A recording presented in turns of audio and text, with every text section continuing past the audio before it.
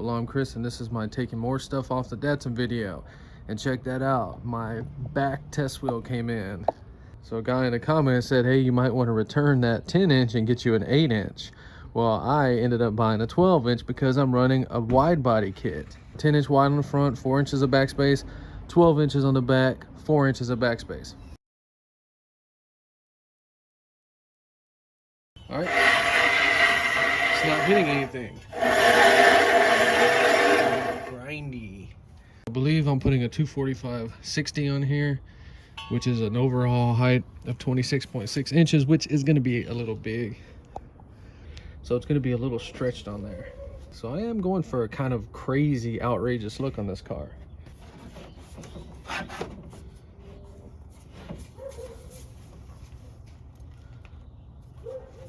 Perfect. So all these are going to get painted satin black, 12-inch wide, 4-inch backspace, correct bolt pattern, no spacer. So the quarter panel on this car does curve in like that.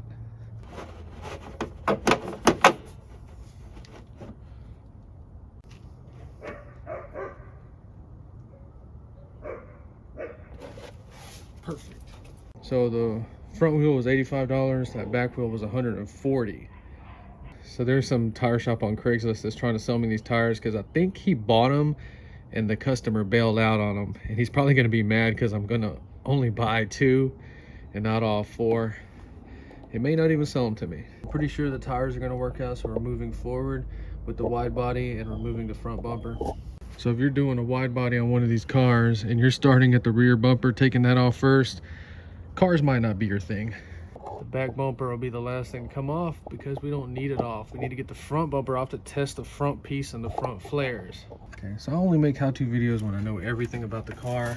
I don't about this one, so we're gonna remove that piece. And then there's a 10mm nut behind there. You gotta take it off. That's all you have to do back there. That was already broke. So you're gonna have to relocate your horns. No.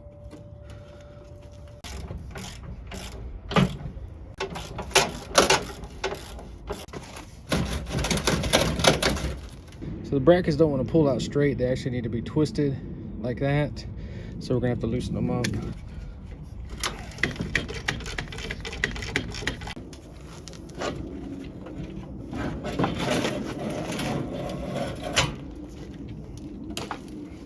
Karate chop. I don't know, I'll get them off. Look at my hands, what the heck?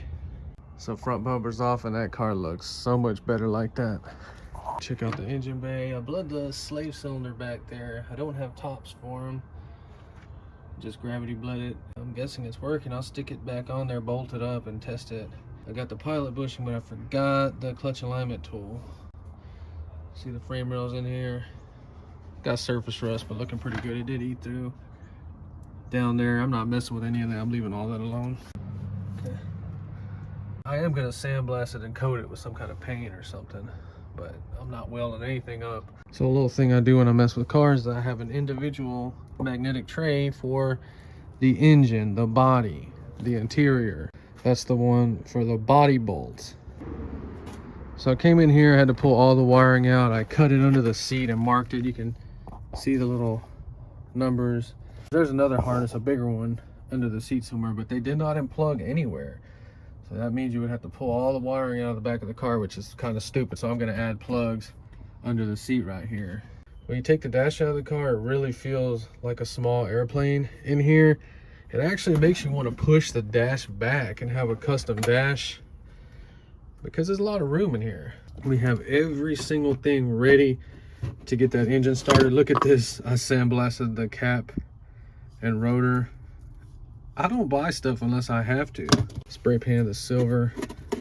Got nastiness on it. As much as I've done on this car, removed the engine, removed all this, I've not cut my hands or smashed my fingers once. I want you to see that. Been doing the 4-wheel brake job on my daughter's car. Haven't been cut on my hands in a long time working on the car.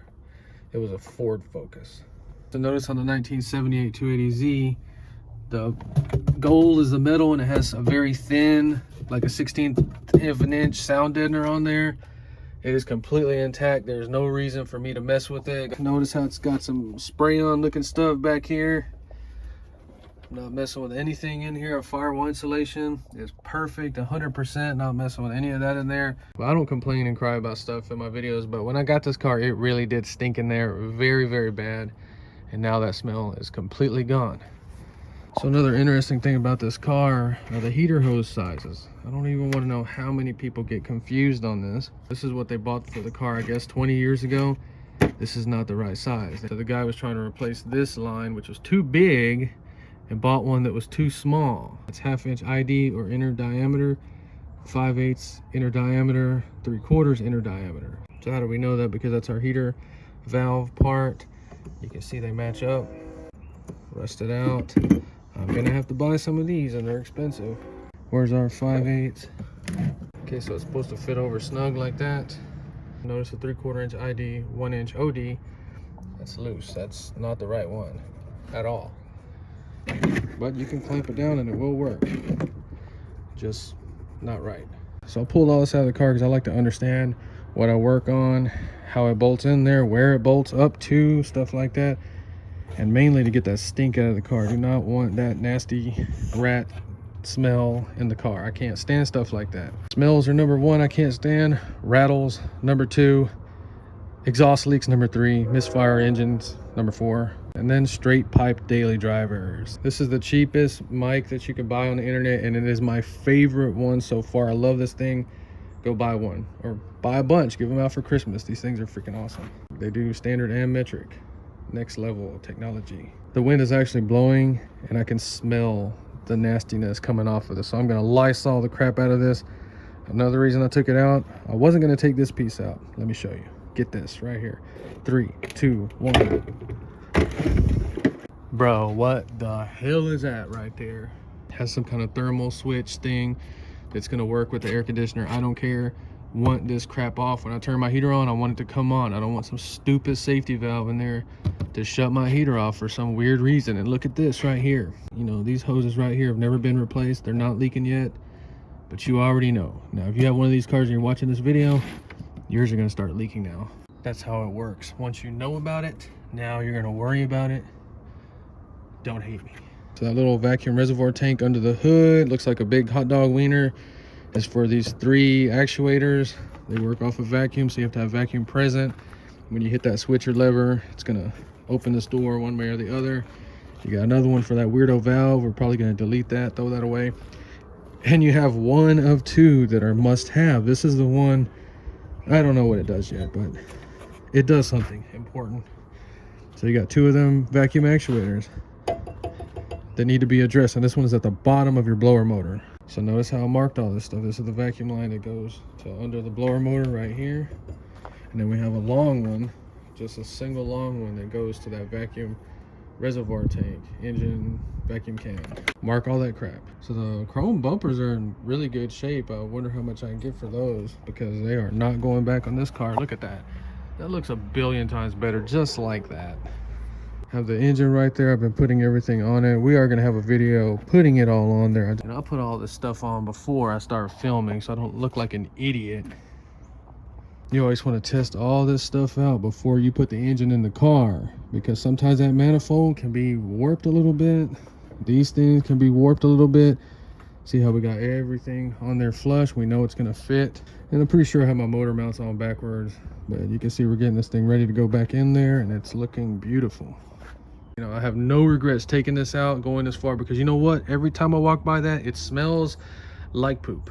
Nasty. So I predicted a major shit show with the wiring, and you know what? It's even worse than that. It's a diarrhea show. Wiring is so stupid. It's way dumber than anything I've ever seen in my life. It is crap. This is the other part of it, cut under the seat.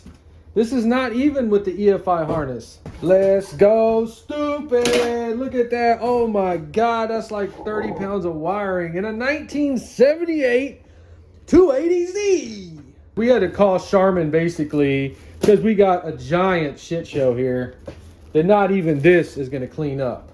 Even the meter kept turning off and he's like, man, I ain't working on that shit, I quit. And then this meter walked over, looked at it for a few seconds. He goes, oh, hell no, wait for me. Letting you know right now, this project, rewiring this car, is going to be on the back burner. Now, we're getting that engine in there. We're going to get it started. We're going to do videos on starting cars with the minimum amount of wires. I think we only need like 2 wires. Honestly, we're going to use little 4-circuit breaker boxes. I already have them. Honestly, I don't even want to touch this right now. Thank God it doesn't stink, or it wouldn't even be in here. But to get this engine started, we don't need all those wires in there. So I always buy these in 4 circuits only, because if you need another one, you just put it right next to it. It looks stupid when you have an 8 or 10 circuit and you're only using 3. Pretty sure we can get the car running entirely with just one of these. And then we have another 4 that we can use for lights, signal lights, brake lights, stuff like that. I'm pretty sure we're gonna get away with just 8 for the whole car. Then we're gonna wire those halogen or LED bulbs, I don't know which ones they are, with a relay, and I'm gonna show you how to do that the right way. There's some real stupid videos floating around YouTube on how to do that. They don't even know what they're doing. I think these are on sale right now for about $30 each, just from Amazon. All right, so we're gonna start the project in the next few days. Then we have another magnetic tray for the interior only bolts. Don't mix your interior, body, and engine bolts up. Don't ever do that. So just giving you a little update on what's going on. I'm gonna try to get some tires on those ASAP. We're probably gonna get that back in there ASAP and try to get it started ASAP. And we're not doing a crazy full restoration on this car right now. We just need to get this thing where it can drive and move around the yard. If you enjoyed this video, please like and subscribe. Thanks for watching.